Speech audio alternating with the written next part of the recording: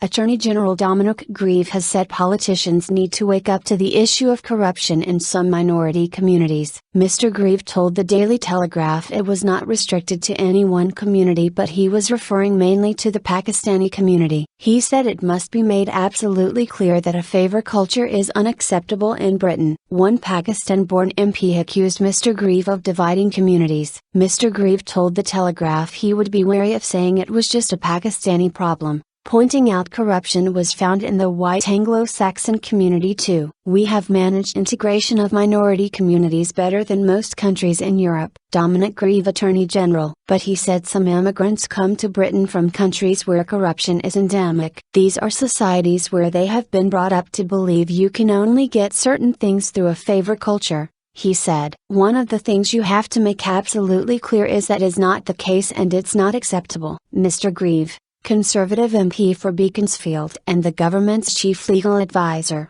added, "It is something as politicians we have to wake up to, divide and conquer." In a statement to the BBC, he said integration of ethnic minorities in the UK had delivered great benefits for all of us. On the issue of corruption, he added, "I am absolutely clear that this problem is not attributable to any one community, as I know very well from my many years promoting community cohesion." But the Telegraph says when he was asked if he was referring to the Pakistani community, Mr Grieve said, "Yes, it's mainly the Pakistani community, not the Indian community." Khalid Mahmood, a Labour MP who came to the UK from Pakistan as a child, said the Attorney General was marking out the Pakistani community as more corrupt than other minority groups. The MP for Birmingham Perry Barr told BBC Radio 5 Live that Mr Grieve was trying to divide and conquer within communities. Electoral fraud. Mr Grieve's warning echoes comments made by Conservative peer Baroness Gorsey in 2010. She told the New Statesman magazine there were at least 3 seats where we lost,